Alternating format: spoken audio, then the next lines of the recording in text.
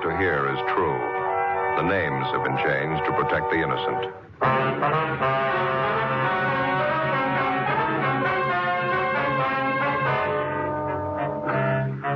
You're a detective sergeant. You're assigned to traffic investigation, hit-run felony detail. An elderly woman and her 9-year-old grandson are struck down in a pedestrian crosswalk by a speeding truck. The woman is killed instantly.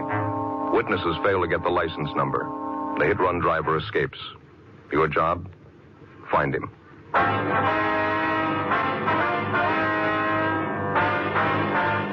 Dragnet, the documented drama of an actual crime. For the next 30 minutes, in cooperation with the Los Angeles Police Department, you will travel step by step on the side of the law through an actual case transcribed from official police files. From beginning to end, from crime to punishment, Dragnet is the story of your police force in action. It was Tuesday, December 21st. It was windy in Los Angeles. We were working the night watch out of traffic division, hit-and-run felony detail. My partner's Ben Romero. The boss is Captain Calfee, Commander AID. My name's Friday. It was 10:51 p.m. when we got to the Carlton Theater, the box office. Thank you. How many, please? Police officers, ma'am. I'd like to talk to you for a minute, if we could. Oh, yes, you mean about the accident? Yes, ma'am. One of the officers in the traffic car across the street, he told us you're one of the people who saw it happen. Yes, that's right. Terrible thing. It was an old lady and her grandson, you know. Yes, ma'am. Would it be possible for you to get a relief for a little while? A few questions we'd like to ask you about it. It won't take very long. Well, I'll be off duty at 11. That's when the box office closes. 8 minutes to 11 now. Would you like to wait? All right, ma'am. Fine. Cold wind out there. Would you like to wait in here? Right around back here. I'll open the door for you. All right, ma'am. Thank you. Yeah, it's nice and warm. Did anybody get the license number? Do you know, officer? I mean, on that truck that ran them down? No, not that we know of. We understand the officers in the traffic car talked to you. You didn't see the number either? No, I'm sorry, I didn't. The whole thing happened so fast. I saw the old lady grab the little boy, pull him next to her. It was an awful thing. The truck hit them both together. It's funny the things you notice. The boy was carrying a little box of candy. I heard this terrible thud when the truck hit them. I looked and the candy was spilled all over the street. I just couldn't help it. I got sick to my stomach. Yes, ma'am, I can understand. Now, about this truck that ran them down, do you think you'd know it if you ever saw it again? Well, I'm not sure. I think I might, yes. It was one of those delivery trucks, you know. I think you'd call it a panel truck. It was a light tan color all over, and there was black lettering on the side. Mm-hmm. Could you make out any of the lettering at all? Well, I think there were 3 or 4 words painted on the side, and I know one of them was bakery. I'm sure of that. Did you recognize what make of truck it was, ma'am? The year, the model? It was a late model. I'm pretty sure of that. Either a Chevrolet or a Ford, I'd say. One of those regular delivery trucks like some bakeries use. You sure about that word you saw lettered on the side? It said bakery. Yes, I'm positive of that. Now, anything else out of the ordinary that you might have noticed about the truck, ma'am? Anything outstanding that might have caught your eye? No, I'm sorry, officer. That's about all I can tell you. How was the old lady? Do you know? And the little boy? Could they tell you anything? Yes, ma'am. The woman's dead. She was killed instantly. They've taken the youngster over to Georgia Street Receiving Hospital. Afraid he's in pretty bad shape, too. Terrible shame. Poor old lady. She lives right here in the neighborhood, you know. I've seen her shopping in the market next door here Saturday afternoon. It's just tragic. Yes, ma'am, it is. Boy's her grandson, you know. Somebody said he was down visiting her for the Christmas vacation. Seemed like a nice kid, well-behaved. She seemed so proud of him. Sure be a sad Christmas for the family. Yeah. And just one more question, ma'am. When the boy and his grandmother were crossing the street, would you say the visibility was good? I mean, is there any reason why it would have been hard for a driver to see them? No reason in the world, officer. It's a clear night. You can see how well the intersection's lighted up, all the Christmas lights strung up along here. The lights from the theater marquee. It was just as well lighted then as it is now. Yeah, I see. The intersection was perfectly clear, no other cars around. The boy had a white sweater on. The old lady was wearing a light-colored coat. Certainly easy to see the traffic light, too. It said stop. I can't understand why that driver didn't see him. No, ma'am, neither can we. How could anybody do such a thing? It just isn't any excuse for it. No excuse in the world. It's downright murder. Well, maybe that explains it. What? That's why he kept going. 11:35 p.m. Ben and I finished interviewing the cashier in the theater box office, and then we called the office and had them get out a supplementary broadcast and an APB on the description of the hit-and-run vehicle. We went back across the street to the scene of the accident where the officers in the T-car, along with the crew from the crime lab, were finishing up their preliminary investigation. We interviewed 2 more witnesses to the hit-run accident, but they were unable to tell us anything that we didn't already know. When we got back to the office, we put in a call to Georgia Street Receiving Hospital, where they told us the 9-year-old boy struck down by the hit-run driver was still in a critical condition. The husband of the 64-year-old woman who'd been killed instantly was brought downtown to the morgue where he identified the body. The next morning, we got out a special bulletin to all garages, auto repair, and paint shops throughout the city to be on the lookout for a late model tan panel truck, black lettering on the sides with damage to the front end. 8:30 a.m. I checked with communications, and then I went back to the office. Hi. Just checked with Georgia Street, Joe. Asked him about the boy. The old lady's grandson, how's he doing? About the same. Critical condition. That's about all they'll say. That's a lousy shame. Communications get any kickback on the oil points yet? No, nothing at all. Did you get in touch with the crime lab? Yeah, they're not going to be able to help much. What'd they find out there? Anything at all? Just what we saw. A few small pieces of glass, probably from one of the headlights on a truck. They don't think they're going to be able to do much with them. There's not enough there to go on. That's the only physical evidence they got, huh? That's all. Might be able to tie it down a little tighter if we could find that panel. Yeah. You start checking on that bakery truck angle yet? McGowan and I called every bakery in town, got it pretty well narrowed down. There's only 2 companies that use tan late model panels for delivery trucks. Well, only one of them uses black lettering on the sides of the truck. Other company says they use red lettering. which one has the black? Got it right here. Outfit called Nielsen's Wholesale Bakery. They got a fleet of 173 trucks, all the same, tan color, black lettering on both sides, late model Ford delivery truck. Mm-hmm. They tell you whether or not any of their drivers could have been making deliveries that time of night, 10:30, 11 o'clock? Yeah, there were about a dozen of them out on deliveries. More of them to account for than that, though. What do you mean? All their drivers are allowed to take the trucks home with them when they're off duty if they want to. Yeah. I'm afraid it's going to mean checking out every one of them, Joe. Well, we might as well get moving on it. They're going to give us some kind of a list to work with, are they? Yeah, I've got it all set up with them. I'll get it. Accident investigation, Romero. Oh, yes, sir. That's all. I see. You're right, thank you. Rotten deal.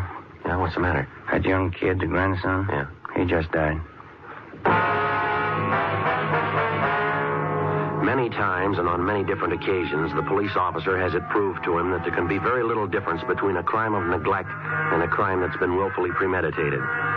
If you look at it closely enough, you can judge it for yourself. How much difference, for example, as far as moral guilt is concerned, is there between the following? Number one, a man who plans a killing, takes up a gun, finds his victim, and shoots him to death. Or number two, the man who thinks he has to look out for no one's welfare but his own, gets behind the wheel of a car, disregards the ordinary rules of safety, and proceeds to commit homicide with a motor vehicle. Oftentimes, the crime masquerades under the guise of an accident. Morally, no matter how you spell it, it adds up to murder just as surely as if the person had taken a gun and shot the victim down. The way it looked to us, the hit-and-run killing of the elderly woman and her grandson was a prime example. Wednesday, December 22nd, Ben and I began checking out the delivery trucks owned by Nielsen's Wholesale Bakery. Late that afternoon, we located one of the trucks with recent damage to the front end. We checked and found the driver's name was Arthur V. Singer. We drove out to his home to interview him. No, I wasn't working last night, officer. I was off. What's it all about? Did you spend the night at home, Mr. Singer, or were you out? I was home part of the time. After dinner, I went downtown, did a little bowling. Our neighborhood team bowls every Tuesday night. Where is that, sir? Place downtown. It's on West 7th. Got a pretty good team. Mm-hmm. Did you drive down, Mr. Singer, or did you take the bus? No, I drove down. Had the company truck with me. Let us use them when we're off duty. We pay for the gas. Did you drive down by yourself, or was there someone else with you? No, I was alone. The other boys had their cars. When did you leave the bowling alley, you remember? About 10:15, I'd say. How'd you drive home, Mr. Singer? I mean, what route did you take? Oh, I drove straight out West 7th. Got to Coronado. Came over Coronado to the house here. Why do you want to know? What time did you get home? About 11:15. This wouldn't be about that little scrape I had last night, would it? What was that? Down at 7th and Grandview, right by Westlake Park there.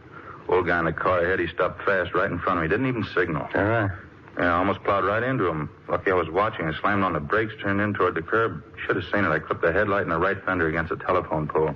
Had to take the truck in this morning, get it fixed up. Are there any witnesses to this accident that you had, Singer? Yeah, a half-dozen people saw it. Did you get any names and addresses? Well, no, I didn't. I was so teed off about the whole thing, I guess I didn't think about it. Is there anyone at all we can check with? Anybody to corroborate your story? Just the old guy in that car. Sure a lousy driver. I really chewed him out. Did you get his name and address? No, but I took down his license number. Wasn't going to pay for that damage. He admitted it was his fault. I see. Do you mind giving us that license number? No, if I can find it. Wrote it down on the back of an old envelope. Thought I put it in my jacket, but when I looked this morning, it wasn't there. It's around someplace, so I'll check around again before I leave for work. It's bound to turn up. I'd like to have you look for it now, Mr. Singer, if you would. It's pretty important. Well, I think I get it, officer. What's this all about, anyway? Preliminary investigation. Want to see if you can find that number for us? Why? What's it have to do with an investigation? I didn't do anything. That old man was his fault. Well, a bakery truck was involved in a serious accident last night, the same kind that you were driving. Afraid you're going to need some kind of an alibi, Mr. Singer. Alibi? I don't know what you mean. Why'd I have to have an alibi? Well, just take my word for it. You're going to need one. Well, why do I need one? 2 reasons. Yeah? A 9-year-old boy and his grandmother. We continued questioning the suspect, Arthur Singer, but he denied any knowledge of the hit-run accident the night before at the intersection of Drexel and Pico Boulevard. We stayed with him while he searched his home for the license number of the car, which he said caused him to have his accident the night before. After half an hour of looking, he came up with a number scribbled on a scrap of paper which he'd found back in one corner on the floor of his closet. We put in a call to RDMV, and they came back with the information that the license number was registered to a Mr. Thomas Foley on Lancashire Boulevard. We drove out to the address to check with Mr. Foley, but there was nobody home. We left our card along with a message to contact us as soon as possible. 4:15 p.m. Ben and I got back to the office. At 4:35, Mr. Foley returned our call. Yes, sir, that's right. Oh, you did, uh-huh.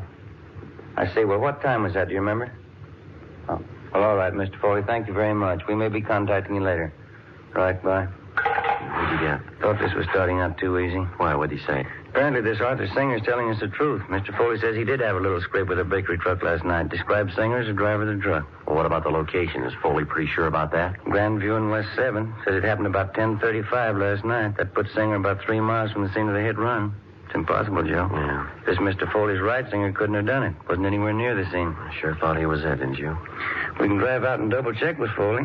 Can't think of any reason why he'd lie about it, can you? I guess I'll get it. Accident investigation Friday. Yeah, Ted. Where? Yeah. Nobody, huh?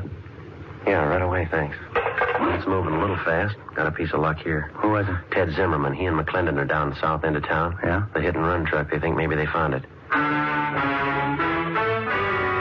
4:28 p.m. Ben and I left the office and drove to the south end of the city where we met with Sergeants Zimmerman and McClendon, a block from where the tan panel bakery truck had been located. As soon as the truck had been discovered, an immediate stakeout was placed on it. A code 5 was broadcast on the vehicle's location, warning all units to stay away so as not to discourage the suspect in case he decided it was safe to return and get the truck. Ben and I drove down the side street where the truck was parked and got a good look at the front end of it. The right headlight was damaged, and so was the right fender. While Zimmerman and McClendon remained on stakeout, Ben and I contacted the Nielsen Bakery people again, gave them the number of the truck, and they traced down the driver's name for us. He was listed as Daniel Miller. He'd been employed by the bakery for the past 3 years, and he had a good record. They told us this was his day off.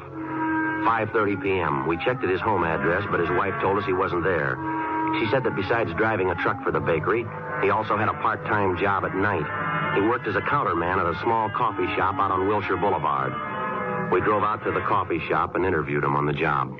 No, I'm sorry. I don't know where the truck is. I wish I did. What happened, Mr. Miller? Was it stolen? No, not exactly. A fellow that comes in here quite a bit, his name's Paul. Good customer. He borrowed the truck from me last night. Said he'd only be gone an hour. I haven't seen him since. Where does this man live, this friend of yours, Paul? Well, to tell you the truth, I don't know. Good customer. He comes in quite a bit at night when I'm working. Gotten to know him pretty well. He asked to borrow the truck for an hour. Didn't think much about it. Let him have it. Is there anything wrong? What's this Paul's last name, do you know? No, I guess I don't. Never thought to ask him, as a matter of fact. Guess they never had any reason to. About what time was it last night that you loaned him the truck? A little after 8 o'clock, I think it was. He said he wanted to take his television set over to a guy he knew and get it fixed. He told me he'd be back by 10 o'clock at the latest. You don't know where this man lives? You have no idea at all how to get in touch with him? No, I guess I don't, Sergeant. Why? You're in the habit of lending the truck to strangers? No, not usually. Well, what's your beef, anyway? What's this all about? What are your hours here at the coffee shop, Miller? When do you check in for work and when do you leave? I check in at 7 o'clock. I go a straight 5 hours to midnight. That's when we close out midnight. Well, you worked that shift last night, did you? 7 p.m. straight through to midnight? That's right. Monday through Saturday. 6 days a week. That's the schedule. It's just a part-time job for me, extra dough, you know. My regular job is driving the truck for the bakery. Was anyone around last night when your friend Paul came in to borrow the truck? Maybe another customer, a waitress, somebody we could double-check with? No, there were a couple of other customers in the place. Don't know who they were, though. Why do you have to double-check anyway? I haven't done anything. I loaned Paul a truck, that's all. Well, have you any way at all of proving you were here from 7 to 12 last night? Must have been some customers you waited on that you remember. Sure, there are at least half dozen of them. They'll tell you I was here. I'd like to have their names and addresses if you don't mind, Miller. Yeah. Excuse me a minute, huh? Got a customer to wait on. Sure, go right ahead. Hi, Dan. I missed you last night. Hi, Fred. What do you have? Coffee, a couple of those donuts back there, powdered sugar ones. Okay. Yeah, me and the missus dropped in for a sandwich after the show last night. Looking for you. That's so? Yeah, about 10:30. Where were you, Dan?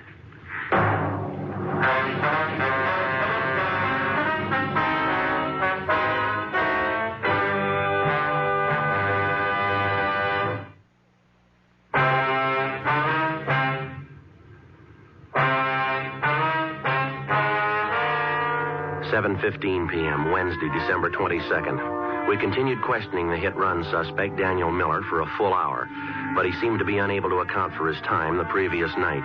His first story was that he'd been on duty behind the counter in the coffee shop without a break between the hours of 7 p.m. and midnight. Then, after the customer entered and disclosed that he was in the coffee shop at 10:30 the night before and that Miller was nowhere about, the suspect switched his story. He said he thought he left the coffee shop briefly for about 15 minutes between 10:30 and 10:45 p.m. to run down the street to a hotel to say goodbye to some friends of his who were leaving for New York. We checked at the hotel, but they didn't know Miller, and they hadn't seen him the night before. They were sure of it. We returned to the coffee shop and took up the questioning of the suspect all over again, but he made little or no sense at all. Apparently, he was piling up lie after lie in an effort to cover his tracks before and after the hit-and-run murder the night before. 7:48 p.m. Ben and I pulled Miller off the job at the coffee shop and took him downtown to the interrogation room. I'm telling you, it's the truth. I wasn't in that truck last night. I wasn't in an accident. I don't know what you're talking about. Well, then give us something to go on, Miller. You've handed us 3 different stories so far. Not one of them strong enough to hold water. I'm telling you the truth. What are you trying to hang this on me for? I didn't have a wreck and I didn't kill anybody. Why are you picking on me? Because you don't make sense, mister. You're trying to sell us a story and you haven't got 1 ounce of proof to back it up. That bakery truck you're responsible for is the same truck that killed the old woman and the little boy.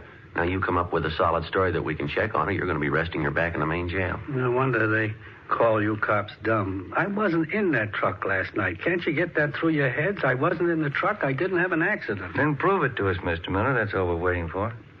Listen, call Bill Calder. He's a good customer. He was in last night, I think. He'll tell you. Go ahead and call him. He'll back up what I say. What's his number, do you know?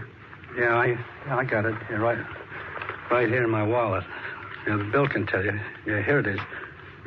Thank you.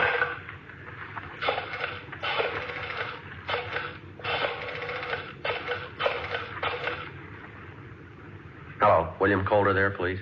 Yes, ma'am, it's important. All right, will you have him call Michigan 5211? Yeah, 5211. That's extension 2512. Right, thank you very much. Well, he's busy. He'll call back in a minute. He'll tell you the truth. I was in the coffee shop all night. Just those couple of minutes I ran down to the hotel to say goodbye to those friends of mine. That's the only time I left the place. Well, how come you couldn't tell us that to begin with, Miller? You say you've got nothing to hide? Well, why do you have to hand us 3 different stories? Which one are we supposed to believe? I got nervous, that's all, when you first come in and started to ask questions. I didn't know what it was all about. I didn't know there was any trouble. I just loaned the truck to this guy, Paul, as a favor. How'd I know what he was going to do, getting himself in a jam like that? All right, now try to look at it from where we stand, Miller. You loan out your truck to a man. You don't know his last name. You don't know where he lives. You say he must have been driving the truck when the lady and the boy were killed. Sure, he must have been driving it. I wasn't. I was back at the coffee shop. I was there until midnight. All right, then prove it to us. If you know the man well enough to loan him the truck, you ought to be able to find him. No, they must be Bill Calder. He'll tell you. Go ahead. See what he says. Interrogation room, Friday. Oh, yeah, Mr. Calder. Well, my name's Sergeant Friday, LAPD, Accident Investigation. Friday, yes, sir, that's right. Wonder if you'd tell me if you know a Daniel Miller? Mm-hmm. When's the last time you saw him? Do you remember? I see. The place where he works, the coffee shop? Were you in there last night by any chance? Did you see Miller in there? You're sure? Yes, sir. No, sir, that's all for now. Thank you very much. We're going to contact you later on. Thank you. Goodbye. Well, how about it? He told you, didn't he? That enough for you? He says he hasn't been in the coffee shop for 3 days. 9:45 p.m. Our interrogation of the hit-and-run suspect, Daniel Miller, went on. At his suggestion, we called half a dozen people who he figured might substantiate his alibi, but none of them were able to. Miller continued to deny any knowledge of the hit-run killing, but he still couldn't account for his whereabouts at the exact hour the 9-year-old boy and his grandmother were run down. The time element especially didn't work in his favor. Nothing worked in his favor. 11:30 p.m. Ben and I took Daniel Miller over to the main jail where he was booked in on suspicion of 480 V.C. The following afternoon, his lawyer obtained a writ, and he was released from custody. The writ was returnable in 5 days. He came immediately to the office to plead with Ben and I to help him find Paul, the man who'd borrowed his truck, and thus clear himself. We took him up on it. Either way, we figured we'd get to the bottom of it. If Miller dreamed up the character Paul to escape blame for the hit-and-run killing, we were bound to find out sooner or later. If Miller was telling the truth, we had little reason to believe he was, and a man named Paul had borrowed the truck the night of the hit-and-run killing, we were bound to find that out, too. In any event, we had to investigate. It's the job of the police officer to prove guilt or innocence, not guilt alone. 2 days passed, and then another 2. The Monday following the Christmas weekend, we were ready to call a halt. I don't know what else we can do. I think we've given enough time, don't you? The deeper we get into it, the more it looks like Miller's our man. I still can't make up my mind. Why do you have to be stubborn about it? We've checked every possible angle on this story. We still haven't an ounce of proof that this guy Paul he talks about even exists. We can't string along with Miller forever. I suppose you're right. We've given him a square enough break on it. I still got that funny hunch. It's possible he might be telling the truth. We've gone 4 straight days on it, Joe. Haven't come across one lead to back up his story. It's too much for me. I can't bite anymore. Go ahead. Sergeant? Oh, how are you, Miller? I'm okay. Glad to see you. I've been looking for you. We've been looking for your friend, Miller. Still haven't found a trace of him. That's why I came down to see you. A friend of mine called me this morning. He knows this guy, Paul, I told you about.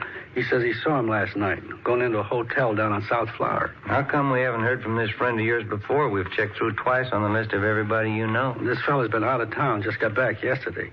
When he heard about the jam I was in, he called me about seeing Paul. Mm-hmm. This hotel Paul was supposed to have been seen going into. Have you got the address of that? Yeah, it's over on South Flower, right near 12th. You want to go over there with me right now? This friend of mine wouldn't kid me. Paul must be there. You're sure about that? He must be there. I'll bet a month's pay on it. You might be low, mister. What? Stands to cost you a lot more than that. We went up to the 3rd floor to room 318, but the man registered as Paul Barton wasn't in. He'd left no word at the desk as to when he'd return. We sent Miller home and told him to wait for our call. Ben and I went on stakeout at the hotel. At 7:25 that night, Paul Barton returned to his room and we began questioning him. He showed no signs of being upset. His answers were quick, straightforward, and they seemed to make sense. The interview went on. A half hour, an hour, and Barton began to grow a little nervous. He contradicted himself. Big holes began to show up in his story as to how and where he'd spent his time the night of the hit-run killing. 8:45 p.m. Ben and I took Barton back to the office. We found Zimmerman in the squad room and had him phone Miller at his home and ask him to come downtown as soon as possible. Meantime, we checked Paul Barton through R&I, and then we took him to the interrogation room where the questioning went on. You're a little mixed up about that, aren't you, Mr. Barton? I thought you said you went to that bar downtown about 10 p.m. and then you went to visit at your sister's house. Now you tell us you went to your sister's house first and then you went to the bar downtown. Now, which is it? Well, that's getting a little high-handed, isn't it? Why do I have to account for my time to you? If it wasn't important, we wouldn't be asking you. I think you know that. Well, I don't know anything of the kind. You're trying to take advantage of me. That's the only impression I can get. I think I've answered enough of your questions. I'm going back to the hotel. Just a minute, Barton. There's one more thing. Yeah? Last time you were arrested for a traffic violation, you want to tell us what the charge was? What? I think you heard me. Well, that was a year ago. I was driving a little too fast going out Beverly Boulevard. And what's that got to do with it? Our record bureau says the charge was for drunk driving. Your license was revoked, isn't that right? Well, so what? I haven't been driving. I haven't been near a car. What about last Tuesday night? Huh? Last Tuesday night, did you do any driving then? No, of course not. You sure about that? You're not trapping me. I answered all your questions. Now I'm getting No, you're out going of to here. stay right where you are, mister. Stay put. Ben, you want to check next door, see if Miller's come in? Yeah, okay. You can't make me stay here. It's illegal. You got nothing to hold me on. All right, then there's nothing to worry about. This won't take very long. We got a man by the name of Miller coming in. He says he thinks he knows you. Miller? I don't know any Miller. Nice going, Paul. Where you been? I said, where you been? What'd you do with the truck? I'm getting up here. Grab him, Ben. Grab him. Yeah, I got him. Okay, all right. Now, let me go. Settle down. Come on, mister. Settle down. I didn't do a thing. Well, look, you can't prove it. You can't prove I did. They're going to prove it, Paul. I'm going to help them prove it. You sure been a real good friend. But give me a break, Danny. I didn't mean it. Honest, I didn't mean it. I loan you the truck. You get boozed up. You run down the little kid and the grandmother. Then you take off and leave me holding the sack, like I did it. Well, I didn't mean it, Danny. It was an accident. I wasn't boozed up. Yeah, you're a real good friend. I hope you get it in the neck. I hope you get it with both barrels. Look, Sergeant, it's not true. I wasn't boozed up. I only had 2 drinks. Now, believe me, that's all I had. Yeah. I couldn't have been drunk. It doesn't affect me that way. 2 drinks never hurt me. A couple of drinks never hurt anybody. They killed a little boy and his grandmother.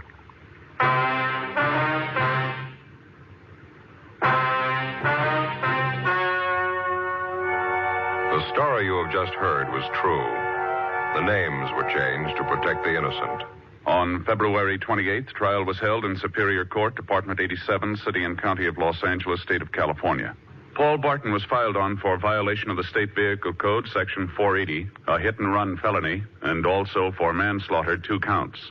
He was convicted only for Section 480 and received sentence as prescribed by law. A hit-and-run felony is punishable by imprisonment in the state penitentiary for not less than 1 nor more than 5 years.